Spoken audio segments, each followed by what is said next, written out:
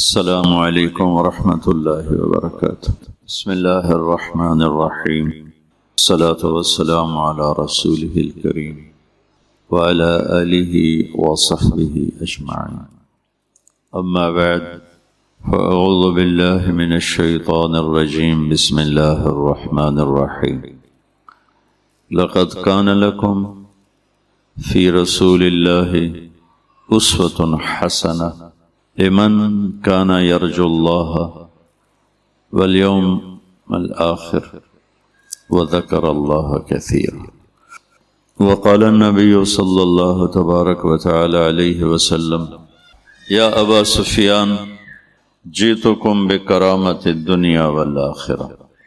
وقال النبي صلى الله تعالى عليه وسلم: تركتكم على محجة بيضاء ليلها كنهارها لا يزيغ عنها إلا هالك، أو كما قال صلى الله تعالى عليه وسلم۔ اللہ تعالیٰ نے انسان کے اندر خوب سے خوب کی تلاش رکھی، ہر چیز کو بہتر بنانا، خوبصورت بنانا، اس میں آگے سے آگے بڑھنا، یہ انسانی ایک فطرت ہے۔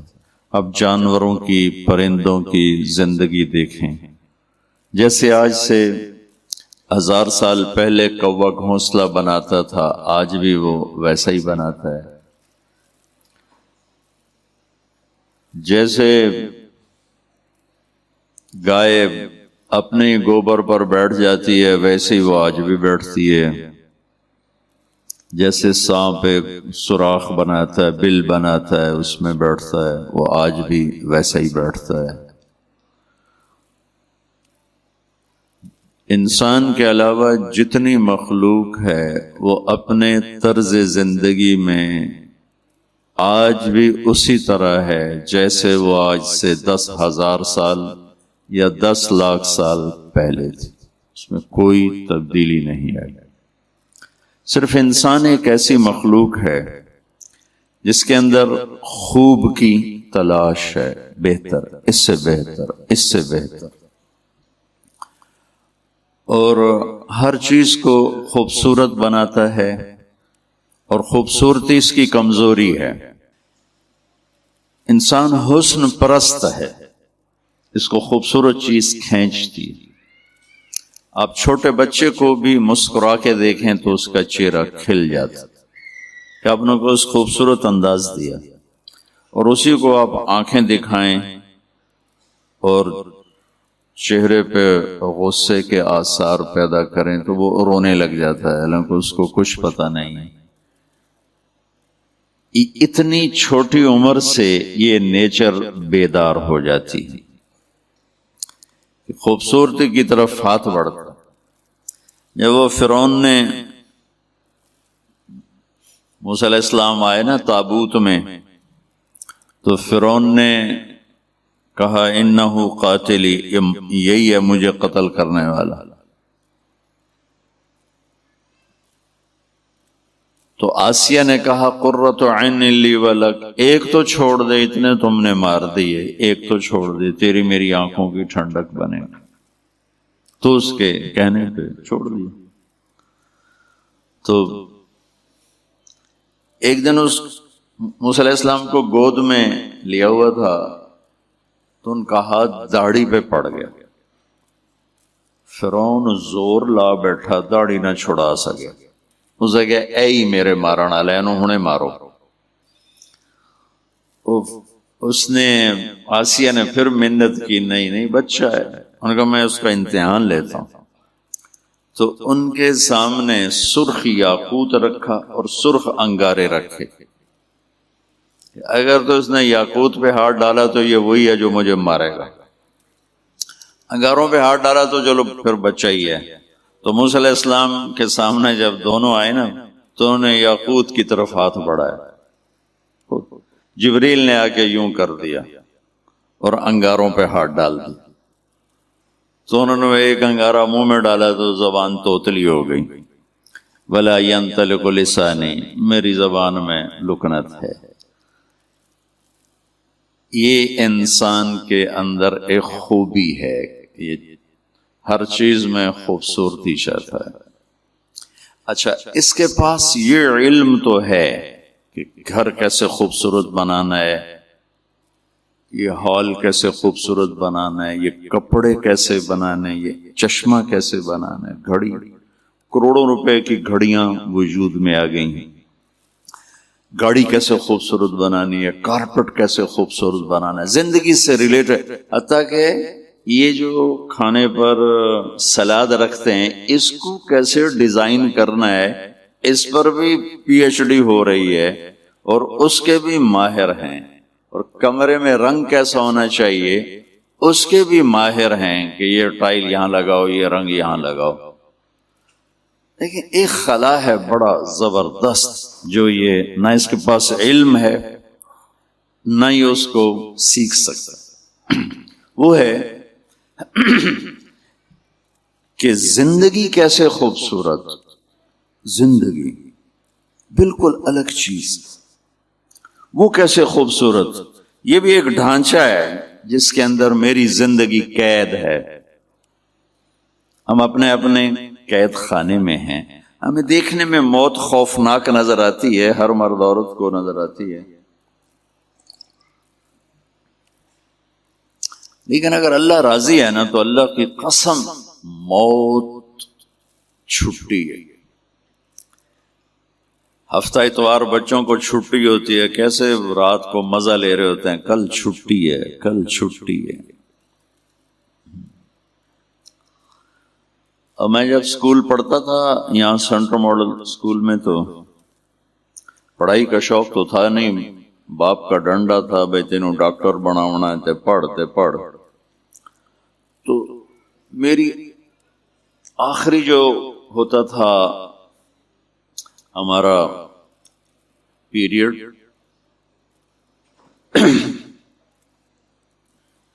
وہ بریک کے بعد 2 ہوتے تھے. بریک میں ہم ہاسٹل والے لڑکے کھانا کھاتے تھے، کھانا کھا کے آتے، پہلی شوق ہونی روٹی کھا کے اور بوری بن گئے تھے پہ اونگ دے. تو میرے کان لگے ہوتے تھے کہ وہ آخری بیل کب بجے گی. اور ہمارا وہ تھا اس وقت پی این منشی خان، اس کا نام تھا منشی خان، لمبا قد پٹھان تھا. تو ٹیچر کیا کہہ رہا ہے میں نے کچھ پتا نہیں، کیا وہ سمجھا رہا ہے کیا وہ بتا رہا ہے. میرے کان ادھر لگے ہوتے تھے کہ ٹن کیس لے ہونی. جو ہی وہ ٹن کی آواز آتی تو میں سب سے پیچھے بیٹھتا تھا تاکہ استاد کی نظروں میں نہ رہوں. تو میں وہاں سے نعرہ لگاتا چھٹی، اور ایک جمپ لگاتا تھا. چھٹی کا تصور کتنا اچھا ہے. میرے رب کی قسم اگر اللہ راضی ہے ہم سے، جاتے ہوئے اگر ہم سے اللہ راضی ہے تو موت سے خوبصورت پیغام کوئی نہیں. اور موت چھٹی ہے، ہمیشہ کے دکھوں سے انسان نجات پا جاتا. لیکن چونکہ اس کا منظر خوفناک ہے، بولتا مرد یا عورت وہ طارق جمیل کی بجائے میت کہلانے لگتا ہے، ڈیڈ باڈی کہلانے لگتا ہے. کوئی بھی نہیں کہتا مولانا طارق جمیل دی منجی چاہو، کہتے ڈیڈ باڈی اٹھاؤ، میت اٹھاؤ. نام ہی تبدیل ہو جاتا. پھر ہم جا کے آپ مستورات تو جاتے نہیں، ہم ان کو منو مٹی کے نیچے دبا دیتے، اوپر سلیں رکھتے ہیں، اوپر مٹی ڈالتے ہیں.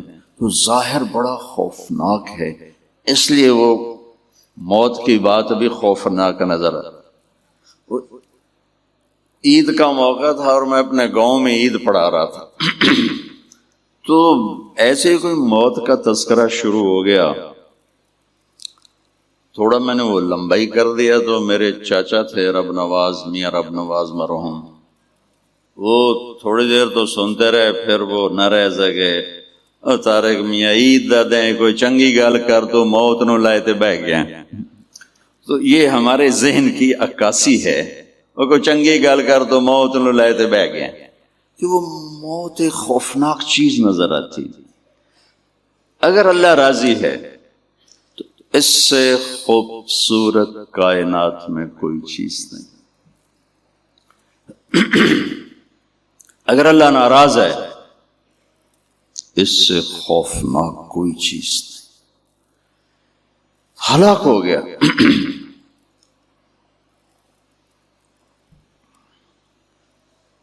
ہم اپنے پنجرے میں بند ہیں. یہ موت ہے کہ تو چھٹی ہو جائے گی, نکل جائیں گے, آزاد ہو جائیں گے, اور ایک لامحدود کائنات کی طرف ہمارا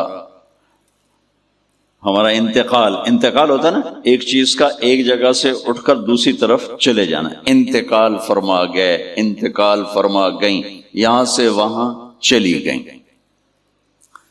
حضرت عمر بن عبدالعزیز کی حکومت 3 بر اعظم پر تھی, 3 بر, اور ان کی عمر تھی 42 سال, 42 جوان. 3 بر اعظم پر سے لاہور بھی ان کی حکومت کے تابع تھے. تو ان کو زہر دیا گیا تھا. تو طبیب نے ان کو جب چیک کیا کہا امیر المومنین زہر کا علاج ہو سکتا ہے.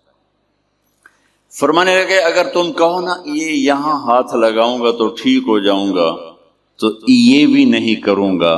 میں تمہاری دنیا سے تنگ ہوں, میں اپنے اللہ کی ملاقات چاہتا ہوں. اور اس سے 1 ہفتہ پہلے رجا بن حیوہ کو بلا کے فرمایا تمہیں قسم دیتا ہوں ایک دعا کر میرے لیے. کہنے کہ پہلے دعا بتاؤ پھر قسم اٹھاؤں گا. کہ نہیں پہلے قسم. جب انہیں قسم اٹھائی کہنے کہ میرے لیے دعا کر, اللہ مجھے اپنے پاس بلا لے. کہ یہ دعا میں کبھی نہیں کر سکتا, ساری امت کا نقصان ہے, تیری موت. کہ دیکھ تو نے قسم اٹھائی, دعا کر. انہوں نے دعا کر رہے تھے تو بچہ آ گیا, ایک بچہ. 12 تھے بچے بچیاں, تو ایک بچہ آ گیا. کہنے لگے اے میں نے بڑا پیارا ہے, دعا کرے بھی میرے نال ہی جاوے.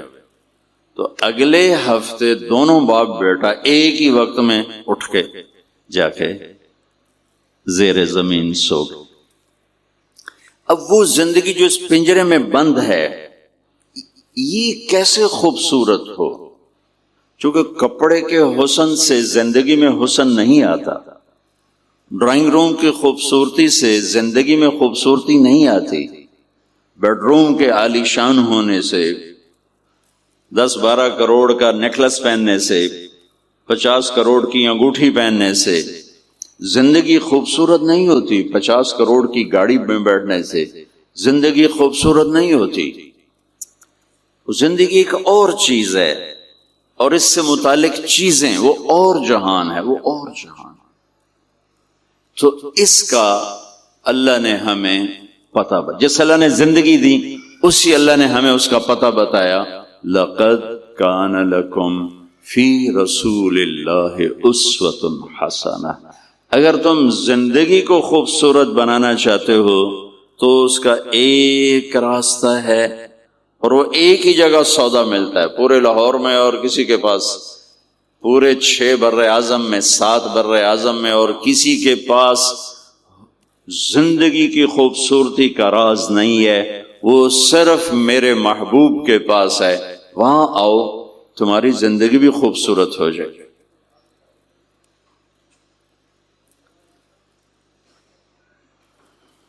سوئٹزرلینڈ میں 2-3 دفعہ گیا ہوں.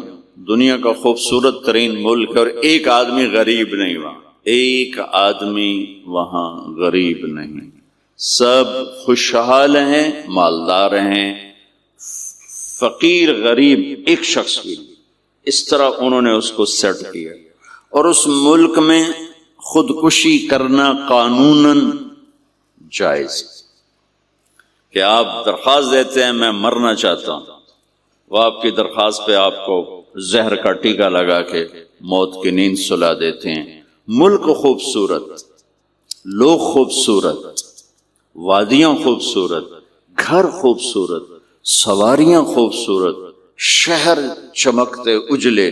میں لیٹ آ گیا, معافی چاہتا ہوں کہ سڑکاں کوئی نہ ہیں, دریا بنے ہوئے ہیں. تو بیڑی دی لوڑ آئی, اسی گڈی تے موٹر تے چڑھ بیٹھے. تو ہمارے تو شہروں کا حال کوئی نہیں ہے, تو پھر وہ وہاں مرنے کی اجازت کیوں ہے؟ میں تو اگر مرنا چاہتے ہو آ جاؤ, ہم تمہیں زہر کا ٹیکا لگا دیں. کہ ان کے پاس یہ علم نہیں ہے کہ زندگی خوبصورت کیسے بنتی ہے۔ یہ بنانے والے کے پاس یہ علم ہے جس نے ہمیں بنایا، اور اس نے اس کو ٹرانسفر کیا اپنے حبیب کی طرف، اور کسی کو نہیں دیا، وہاں سے یہ ملے گا۔ کیونکہ زندگی چیزوں کا نام نہیں، احساسات کا نام ہے۔ احساس پر جب چوٹ پڑتی ہے تو زندگی ویران ہو جاتی، اور احساس کو جب نشو و نما ملتی ہے تو زندگی خوبصورت ہو جاتی ہے۔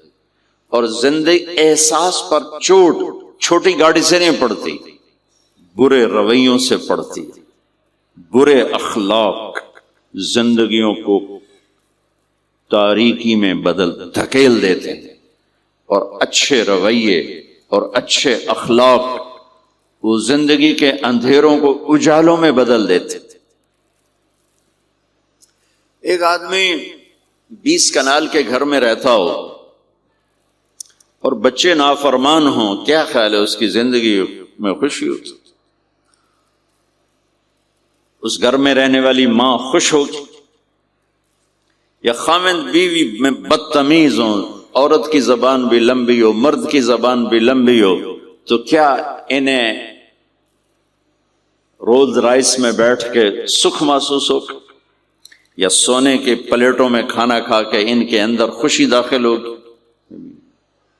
میرے بھائی بہنوں، زندگی احساس کا نام ہے، اور احساس کو انگوٹھی نہیں خوش کرتا، زیور نہیں خوش کرتا، 22واں گریڈ نہیں خوش کرتا، چیزیں نہیں خوش کرتی، بڑے بڑے محل خوش نہیں کرتے ہیں۔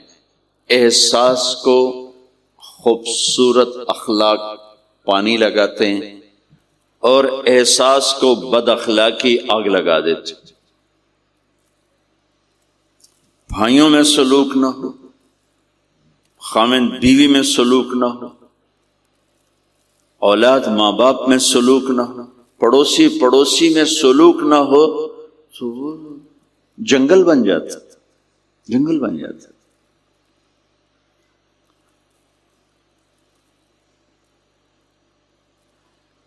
اور صرف میرے نبی پاک صلی اللہ علیہ وسلم وہ ہستی ہیں جنہوں نے زندگی کو زیور پہنایا، جنہوں نے زندگی گزارنے کا طریقہ بتایا، جس طریقے کو اپنا کر یہ مستورات، آپ، ہم، یہ ہمارے بچے ایک عالی شان حسین خوبصورت زندگی گزار سکتے۔ تو ہمارے ذہن میں تھا کہ ہمارے بچے اللہ کرے اپنے نبی کو پہچان لیں، اور ہم بڑے بھی پہچان لیں کہ یہ خیرات وہاں سے ملتی ہے جو سونے چاندی کے ڈھیر میں نہیں ملتی، بادشاہوں کے در سے نہیں ملتی، یہ خیرات وہاں سے ملتی۔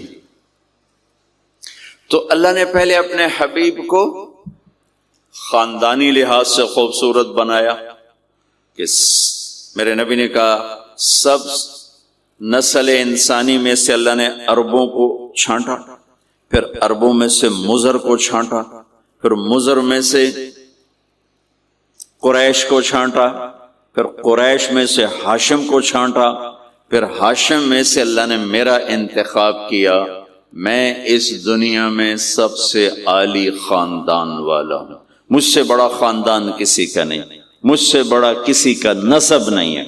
اور آپ نے فرمایا کل سبب و نسب منقطع یوم القیامہ الا سببی و نسبی وسأبلها ببلالها، قیامت کے دن ہر رشتہ ٹوٹ جائے گا، لیکن میری اولاد کے ساتھ رشتہ نہیں ٹوٹے گا، میں اسے پانی لگاؤں گا، میں اسے پانی لگاؤں گا۔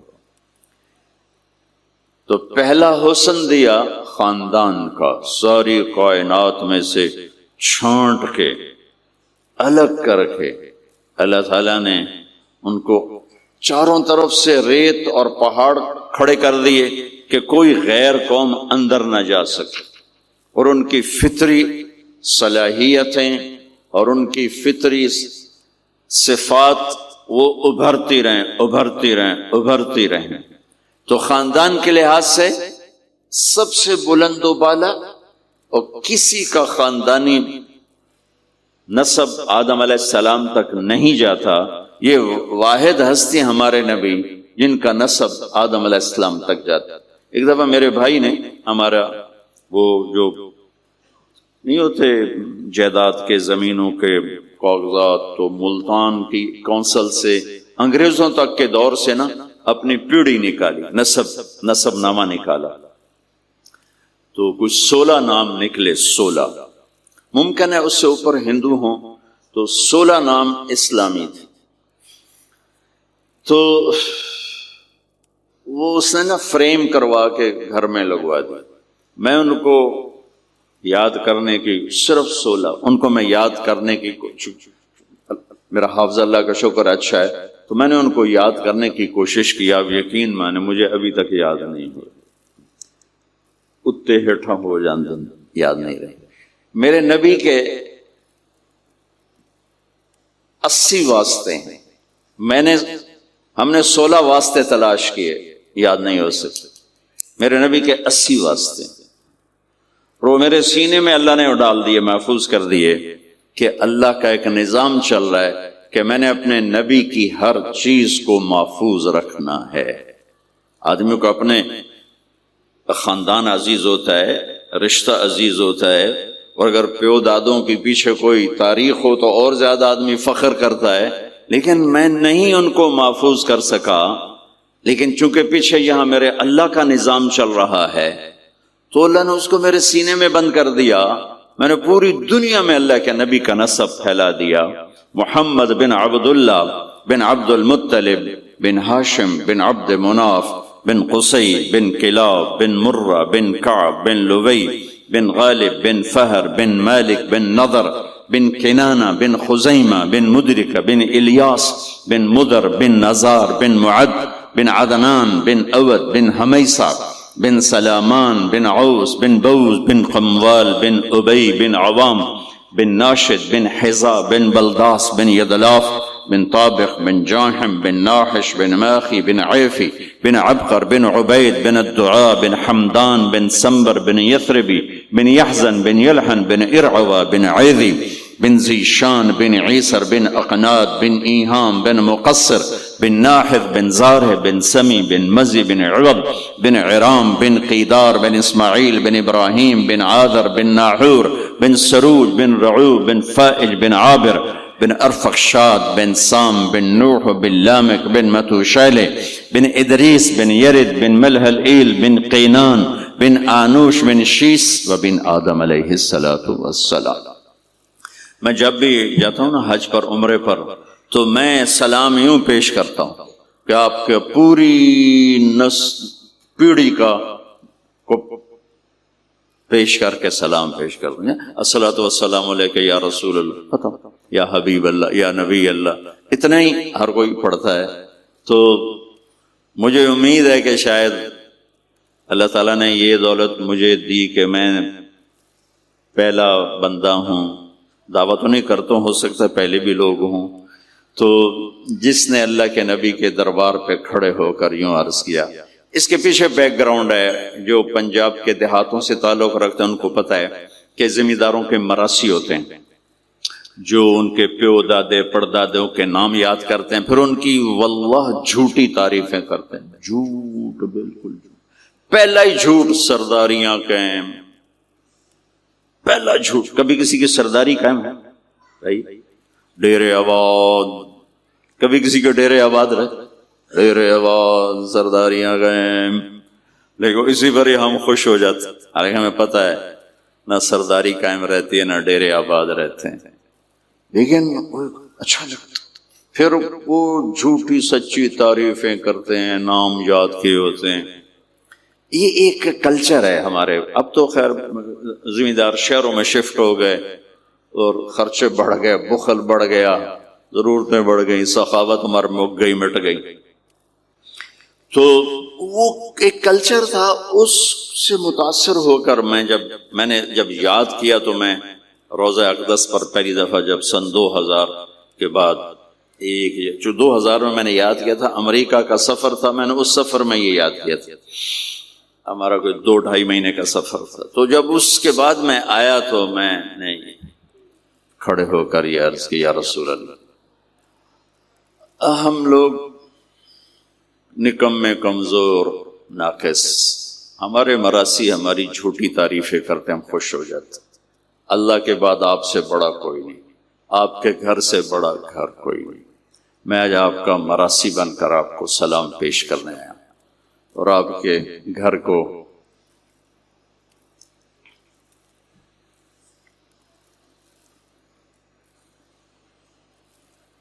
وہ سلام پیش کرنے آیا۔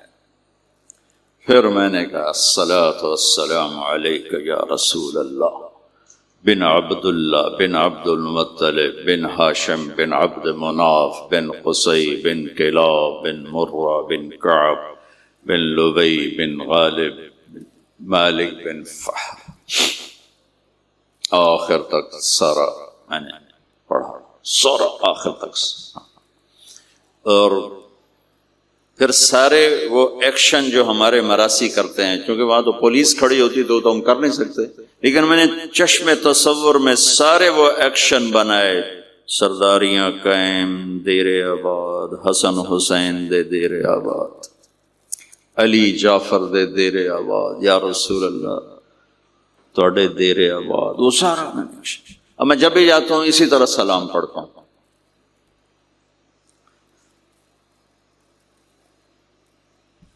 اللہ نے میرے نبی کو خاندانی طور پر وہاں پہنچا جہاں کو نہیں جا سکتا، پھر آپ کی ذات کو اتنا حسن بخشا، ایک آدمی بات حسن کی کرے، آپ کالا کلوٹا بیٹھا ہوئے تو گال جڑ دی کوئی، تو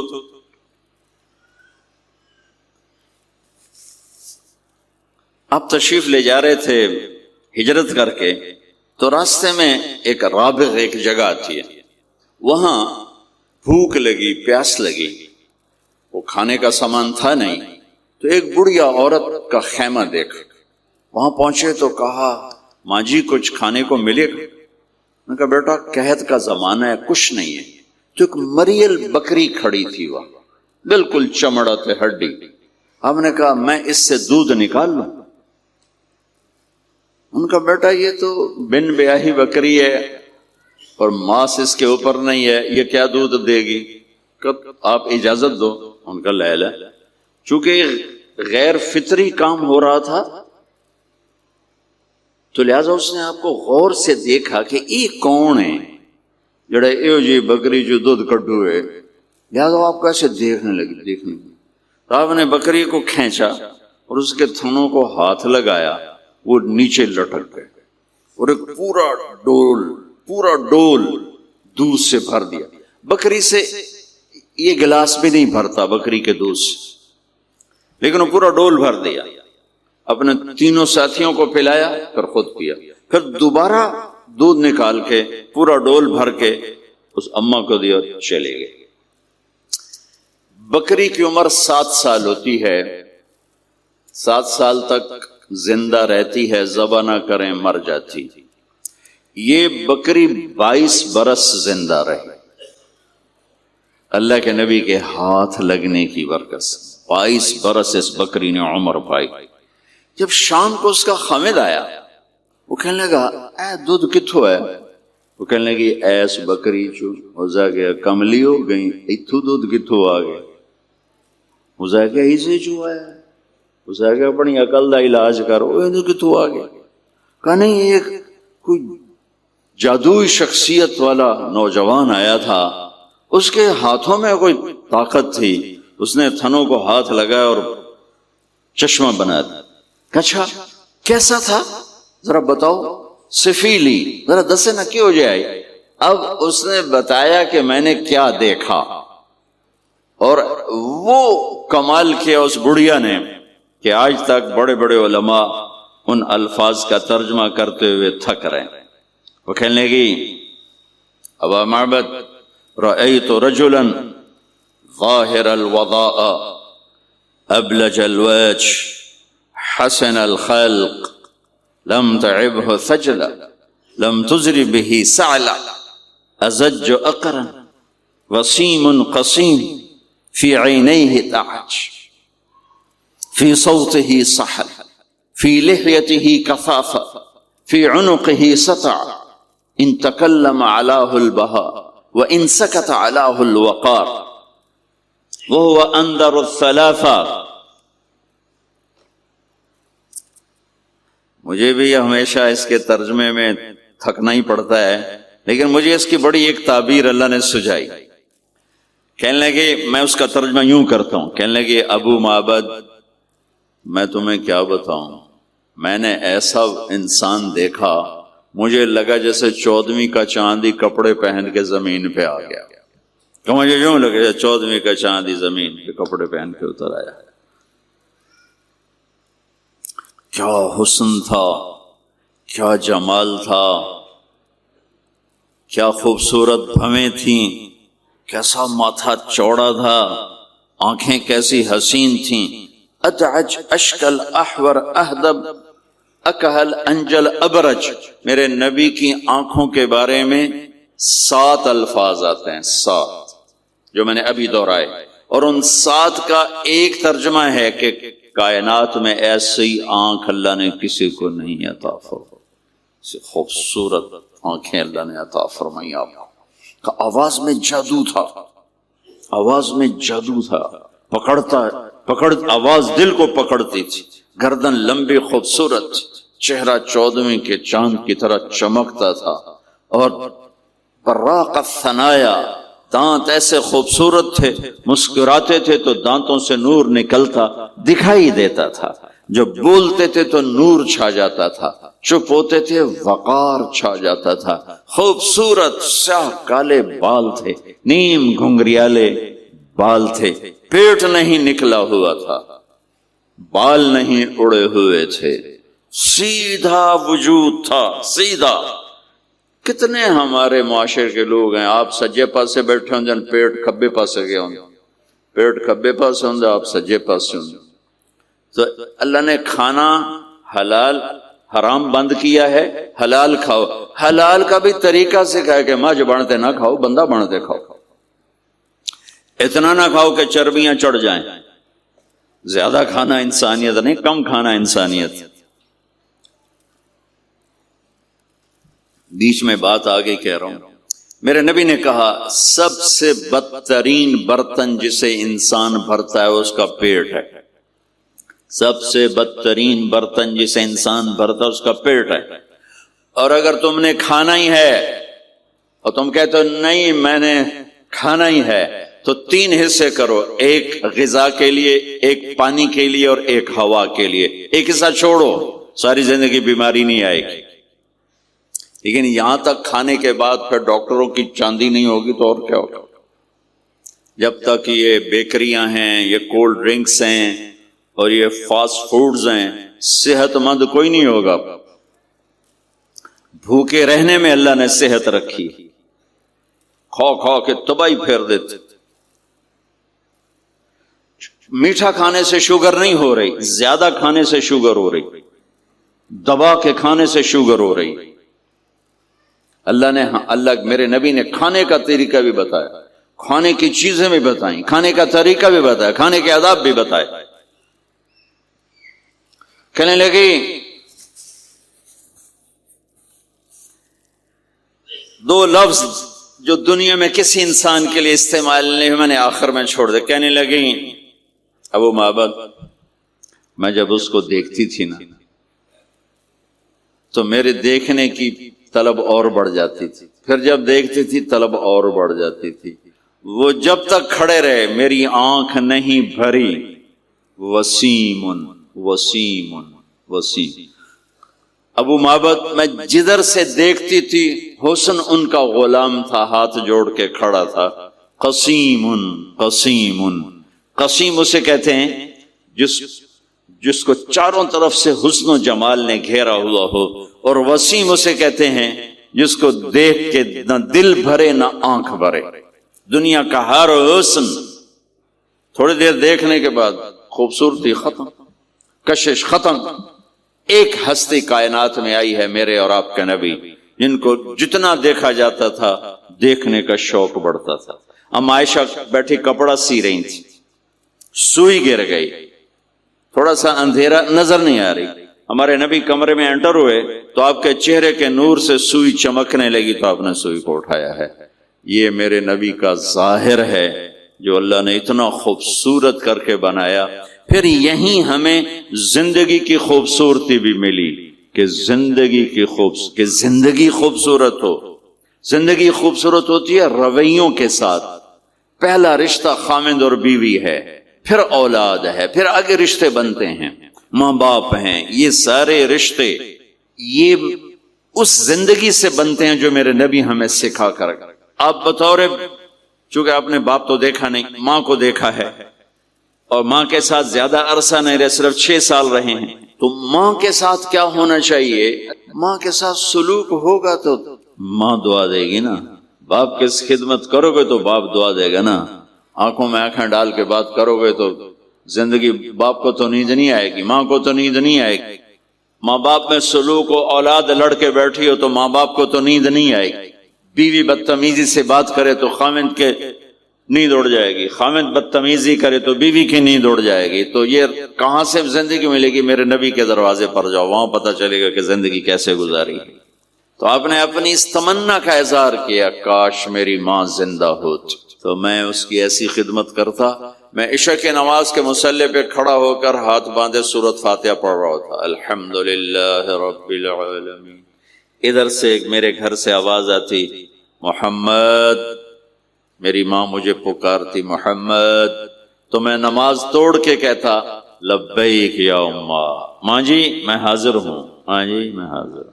زندگی کو خوبصورت بنانے کا ماں باپ کے لیے طریقہ کہ اولاد ماں باپ کی آنکھوں کی ٹھنڈک بنے.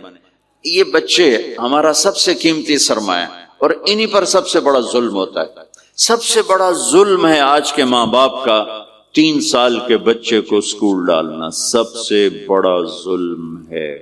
وہ روتا ہوا جاتا ہے, روتا ہوا آتا ہے, اور ماں باپ سے اس کی محبت کی تار کٹتے جاتے ہیں, کٹتے جاتے ہیں, کٹتے جاتے ہیں. 7ویں سال میں وہ بدتمیز ہوا پڑا ہوتا ہے. اب مائیں پریشان ہیں, بچے بدتمیز ہیں, بچے بدتمیز ہیں, کیونکہ ماں نے گود نہیں دی. جو ٹائم ماں نے دینا تھا وہ دے دیا اسکول کو. اور ہمارے اسکول کاروباری ادارے ہیں, علمی ادارے نہیں ہیں, کاروباری ادارے ہیں. میرے ملک کا یہ روگ ہے کہ یہاں کا وکیل بھی کاروباری ہے, یہاں کا ڈاکٹر بھی تاجر ہے, یہاں کا وکیل بھی تاجر ہے, یہاں کا جج بھی بک جاتا ہے, اور یہاں کا اسکول اور کالج بھی کاروبار ہے. 3 سال کا بچہ جب ماں باپ سے دور ہوتا ہے, روتا ہوا جاتا ہے, روتا ہوا آتا,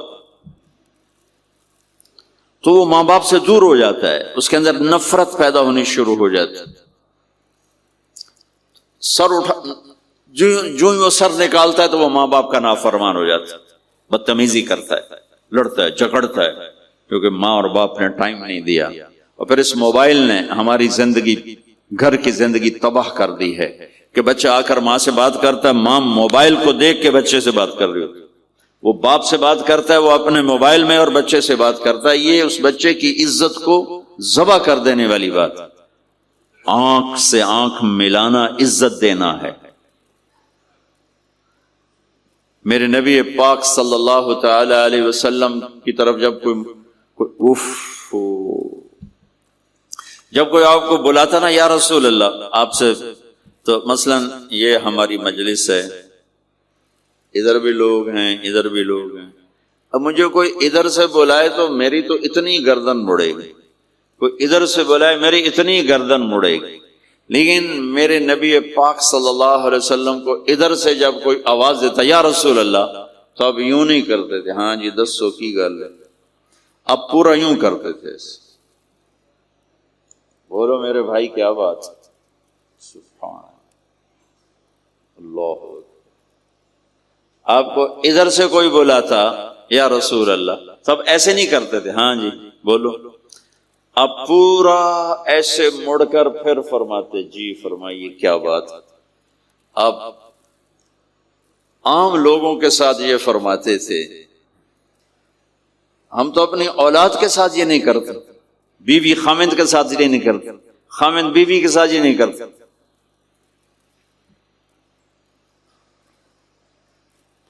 تو وہ ایک گیپ پیدا ہو جاتا ہے، ایک فاصلہ پیدا ہو جاتا ہے. تو میرے نبی نے بتایا کہ ماں باپ کے ساتھ کیا کرنا ہے. کہ میری ماں ہوتی تو میں نماز ہی توڑ دیتا اس کے لیے. حج کا سفر 70,000 کا مجمع تقریباً جمع ہو چکا ہے ابوا پہنچتے پہنچتے، اور آپ ایک دم اونٹنی کا رخ موڑو پہاڑوں میں چلے گئے. میری زندگی سفروں میں گزری ہے، ان میں خوبصورت ترین سفر میرا وہ ہے جو میں نے حضرت اماں آمنہ کی قبر پہ حاضری دی. پہاڑوں کے اندر آپ اندر تشریف لے گئے، مجمع بھی ساتھ ہو گیا. کدھر جا رہے ہیں؟ اونٹنی کو بٹھایا. پہاڑ ہے کوئی 40-50 فٹ اونچا، اس کے اوپر قدرتی ایسے ایک پلین بنا ہوا ہے جیسے اللہ نے پہلے سے سنبھال کے رکھا ہوا تھا. اب تو انہوں نے قبر کا نشان مٹا دیا ہے. تو ماں کی قبر کے سرہانے تشریف لے گئے اور گھٹنے اٹھائے، ہاتھ یہاں رکھے اور سر گھٹنوں میں دیا ایسے. یہ پوزیشن ہے چھوٹے بچے کے رونے کی. جب وہ رونا چاہتا ہے تو پھر اپنے پاؤں اٹھا کر یوں کر دیتے. پھر اس کے بعد آپ ایک معصوم بچے کی طرح روئے، اور اتنا روئے کہ آپ کی ساری داڑھی آنسوں سے تر ہو گیا، آپ کا احرام تر ہو گیا، اور اپریل کی دھوپ تھی. اور آپ نے فرمایا میں آج رات یہیں قیام کروں گا. میں وہاں گیا ہوں، وہاں 2 آدمی نہیں ٹھہر سکتے. میرے نبی نے کہا میں یہیں ٹھہروں گا. آگے کوئی 6-7 میل دور انتظام تھا حاجیوں کے اس قافلے کے ٹھہرنے کا. کچھ لوگ چلے گئے ہوں گے، لیکن آپ نے وہ رات اپنی ماں کے سرہانے گزاری. اور میں جب وہاں پہنچا تو مجھے چونکہ سیرت پڑھی تھی تو مجھے چشم تصور میں وہ نظر آ رہا تھا. حضرت آمنہ کی عمر صرف 25 برس اور ہارٹ اٹیک ہوا اچانک. بولا نہیں جا رہا، اور اللہ کے نبی ماں کو دیکھ کے گھبرا رہے ہیں کہ کیا ہوا. 6 سال کا بچہ پہلی موت دیکھ رہا ہے، وہ بھی ماں کی. تو مجھے ہارٹ اٹیک ہوا تو بولا نہیں جاتا. بلا رہے ہیں، بولا نہیں جا رہا، آوازیں نکل رہی. تو بلا رہے ہیں، ام ایمن بھی ساتھ ہے، آوازیں نکل رہی. لیکن بجھنے سے پہلے شمع کے جو بھڑکتی ہے 2 لفظ بولے، کل حی میت و کل جدید بال وقد ولدت طہرا. میرے بچے، ہر جوانی ڈھلتی ہے اور ہر زندگی موت کا نوالا بنتی ہے. مجھے لگتا ہے میرا وقت آ گیا ہے، لیکن میں ایک ایسے بچے کو چھوڑ کے جا رہی ہوں جو ساری دنیا کو پاک کر دے گا. پاکیزہ چھوڑ کے جا رہے ہیں. تو پتھروں میں ہی دبایا، کوئی کھودنے کا تو انتظام ہی نہیں تھا. جب پہاڑ سے نیچے اترے تو اللہ کے نبی نے ایک دم ہاتھ چھڑایا، دوڑ لگائی اور پھر پہاڑ پہ چڑھ گئے. تو ام ایمن آپ کی ماں ہے، دودھ پلا. 8 عورتوں نے میرے نبی کو دودھ پلا، ان میں ایک ام ایمن بھی. وہ جب پیچھے گئیں تو ایسا منظر تھا جس کو دیکھ کر شاید زمین بھی رو رہی ہوگی اور آسمان بھی اور ابوا کے پہاڑ بھی. آپ ماں کی قبر پر ایسے لپٹے ہوئے اپنے سینے کو پتھروں کے ساتھ اور یوں دونوں ہاتھوں سے پتھر لیے ہوئے تھے. جب آپ ام ایمن قریب آئیں تو آپ سنا تو آپ فرما رہے تھے، ماں جی آپ کے سوا تو میرا کوئی نہ تھا، آپ بھی مجھے چھوڑ کے چلی گئیں، میرے لیے اب کس کی گود ہے. تو ام ایمن رضی اللہ عنہ نے اٹھانا چاہ کے، بیٹا اٹھو، تو آپ نے انکار کر دیا. تو میں نے کھینچ کے نیچے لائیں اور زبردستی لائیں اور اونٹنی پر بٹھایا. اور آگے 2 راتوں کا سفر تھا، وہ سب میرے نبی کے خاموش آنسوؤں سے آپ کا گریبان تر ہوتا گیا. اور آگے نہ کوئی خالہ ہے، نہ کوئی اور آسرا ہے، نہ باپ ہے. باپ اور ماں ہی بڑا سہارا ہوتا. دادا نے کفالت میں لیا 8 سال کی عمر میں، ان کا بھی اللہ نے ان کو بھی اپنے پاس بلا لیا. تو وہ سارا منظر میرے سامنے گھوم رہا تھا، اوپر سے سورج ڈوبنے والا تھا، تو عجیب کیفیات تھے وہ میں بیان نہیں کر سکتا ہوں کہ اللہ کی قسم اگر آپ اور میں زندگی کو خوبصورت بنانا چاہتے ہیں تو اپنے نبی کی زندگی کو سیکھنا ہوگا، ان بچوں کو سکھانا ہوگا۔ ہم نے کوئی کاروباری کام نہیں کیا کہ ہم اسے کوئی کاروبار کر رہے ہیں، کوئی پیسہ کما رہے ہیں، حاشا وکلا حاشا وکلا۔ ہماری یہ نسل ان کے ساتھ کاروبار کر رہا ہوں کہ یہ پروان چڑھیں اپنے نبی کی محبت کے ساتھ، یہ پروان چڑھیں اپنے حبیب کے نقش قدم پر چلنے کے ساتھ۔ ان کے اندر اللہ اس کے نبی کی محبت ہر بچے بچی کے اندر اللہ نے اپنے اور اپنے حبیب کی چپ ڈال دی، اس کو نکالا نہیں جا سکتا۔ میں اس کو ایکٹیویٹ کرنا چاہتا کہ اللہ کرے ان کے جذبے اللہ کے نبی کے ساتھ جڑ جائیں، پھر ماننا آسان ہو جاتا، پھر اطاعت آسان ہو جاتا۔ جب محبت نہیں ہوتی تو اطاعت نہیں آتی۔ تو میرے بھائی بہنوں، زندگی کی خوبصورتی کا تعلق میرے نبی والے خوبصورت اخلاق کے ساتھ۔ پھر اپنے بیویوں کے ساتھ کیا سلوک کیا؟ 2 مہینے چولہا نہیں جلتا، 2 مہینے کھانے کو کچھ نہیں ملتا، اور ہر بیگم قربان ہے، فدا ہے۔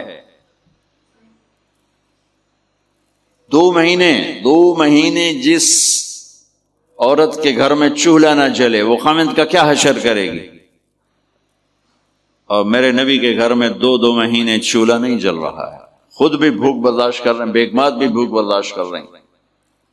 ایک رات حضرت عائشہ کے ساتھ لیٹے ہوئے تھے ایک ہی چارپائی پہ، تو آپ کبھی یوں کروڑ بدلتے کبھی یوں کروڑ بدلتے، پھر ایک دم آگے بڑھے اور چارپائی کی لکڑی کو پر ایسے پیٹ کو ٹیک کر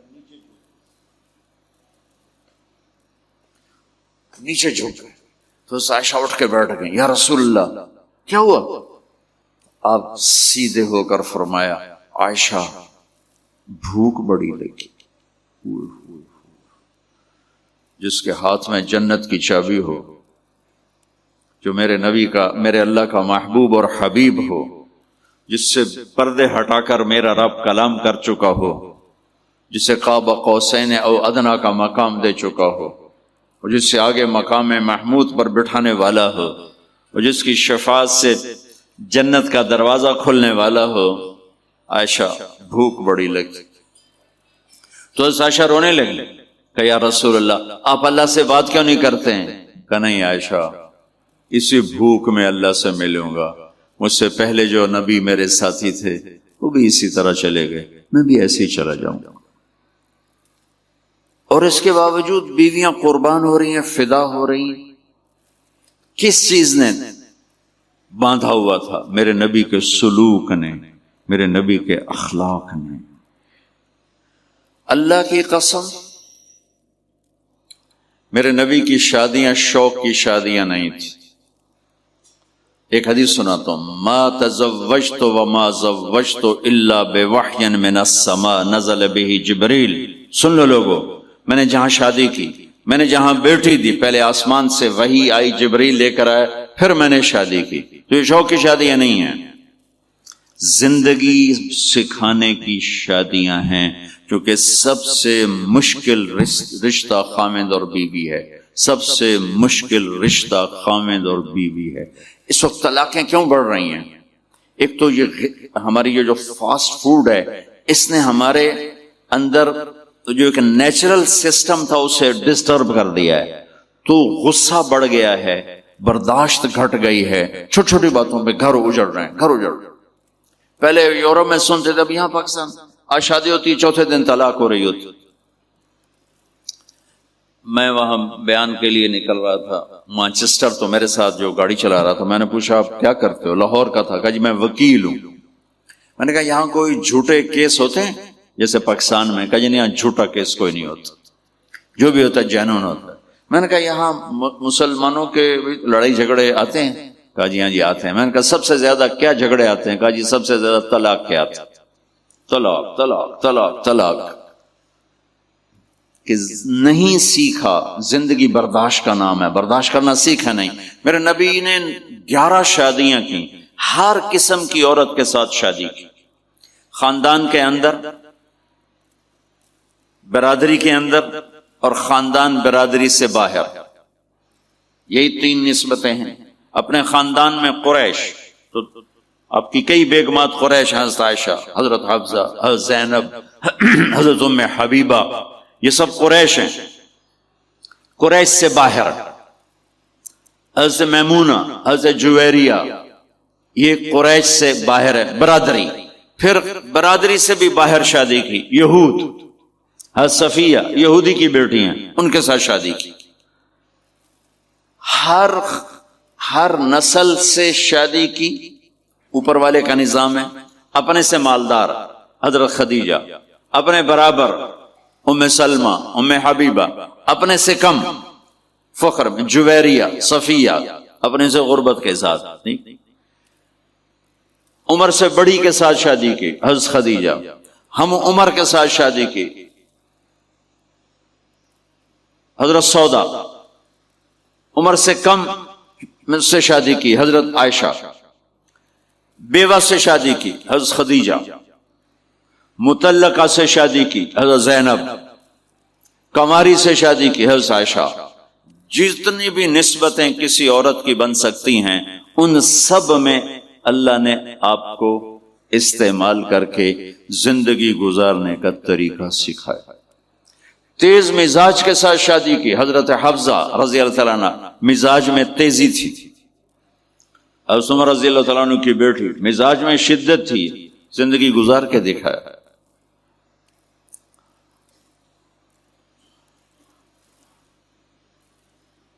ایک آپ کو حدیث سناتا ہوں، اللہ کی قسم صرف ہمیں سکھانے کے لیے۔ جس ہستی نے اللہ کو آنکھوں سے دیکھ لیا ہو، اس کے لیے عورت کیا چیز ہے، دنیا کیا چیز ہے۔ میرے نبی کا معراج کے بعد دنیا میں واپس آنا سب سے بڑا مجاہدہ اور قربانی ہے۔ جنت میں اللہ ہمیں نصیب کر، جب اللہ کا دیدار ہوگا تو اس کے بعد اللہ کی قسم جنت والوں کو جنت بھول جائے، عورتوں کو خامد بھول جائیں گے، خامدوں کو بیویاں بھول جائیں گی، اور جنت کی ہر نعمت بھول جائے گی، صرف اللہ کو دیکھنے میں گم ہو جائیں گے۔ اور میرے نبی اپنی آنکھوں سے اللہ کو دیکھ کر آئے ہیں۔ ٹھیک ہو؟ اب ایک حدیث سنو، عائشہ مجھے جب سے پتہ چلا ہے نا کہ تو جنت میں میری بیوی ہے، تو میرے لیے تو مرنا ہی آسان ہو گیا ہے۔ اللہ اکبر۔ یا عائش انہ لیہون علی ان اریتک زوجتی فی الجنہ۔ میرے رب کی قسم، ہمیں آپ کو سمجھانے کے لیے، ہمیں آپ کو بتانے، عائشہ مجھے جب سے پتا چلا ہے نا کہ تو جنت میں میری بیوی ہے، مجھے تو مرنا اچھا لگنے لگا ہے، مجھے تو مرنا اچھا لگنے لگا ہے کہ تو جنت میں میری بیوی ہے۔ سبحان اللہ۔ ادھر اچھا جی جنت یہ لبنی ہیں جی، یہ جنت جا کے بھی یہ نالی رانا ہے، یہاں یہ باتیں سننے کو ملتی۔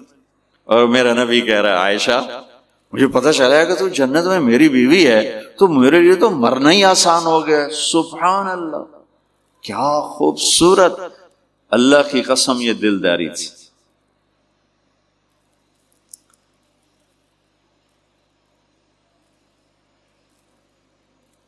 سب سے مشکل رشتہ خامد اور بیوی ہے۔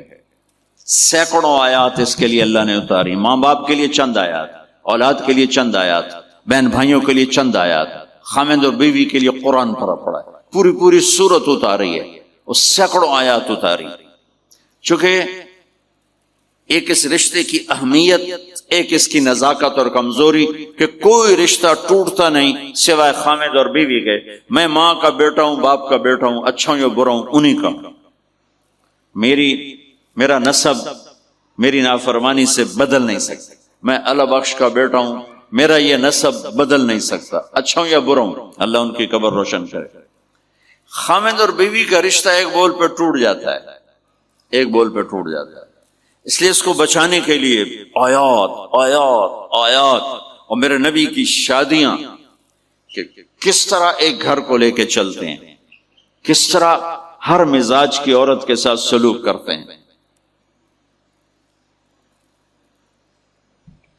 جہاد کا سفر، کاروباری سفر نہیں، میرے نبی کا اور چلنے لگے، اعلان ہوا کوچ کرو، سب نے سواریاں کس لیں، سامان کس لیا، یوں چلنے کا حکم ہو رہا ہے۔ اور حضرت عائشہ رضی اللہ عنہ نے اپنا یوں دیکھا، اونٹنی پہ بیٹھ گئی تھیں، ہار کوئی نہیں۔ یا رسول اللہ میرا تو ہار کوئی نہیں، میرا ہار گم ہو گیا ہے، میرا ہار تلاش کریں، ہم پھر چلیں گے۔ تو میرے نبی کہتے تو وڈی آئی نواب زادی، میں جہاد تے بہ جانا تینوں ہار دی پائے گی، چل اگو لگ۔ میرے نبی نے کہا چلو بھائی عائشہ کا ہار تلاش کرو۔